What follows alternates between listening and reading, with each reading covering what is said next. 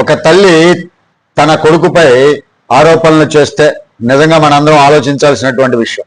షర్మిల గారు ఎప్పటికే జగన్ పై ఫైర్ అయ్యారు, అన్నగా ఫెయిల్ అయ్యారు జగన్ గారు అని కూడా అన్నారు ఓపెన్ గా.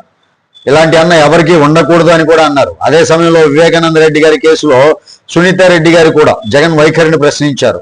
ఇక్కడ హీట్ స్టార్ట్ అయిందని చెప్పుకోవచ్చండి. కానీ అసలు ట్విస్ట్ ఏంటంటే విజయం గారు ఎన్సీఎల్టీలో అఫిడవిట్ దాఖలు చేశారు. చెల్లెలకు రావాల్సినటువంటి ఆస్తి ఇవ్వట్లేదు అని చెప్పి దాఖలు చేయడం జరిగింది. ఆస్తిని ప్రకటించాలి అంటే రాజశేఖర రెడ్డి గారు ఏం కోరుకున్నారు, మనవులకు సమానంగా ఆస్తి పంచాలి అని క్లియర్ గా చెప్పారని అఫిడవిట్ లో చెప్పారు.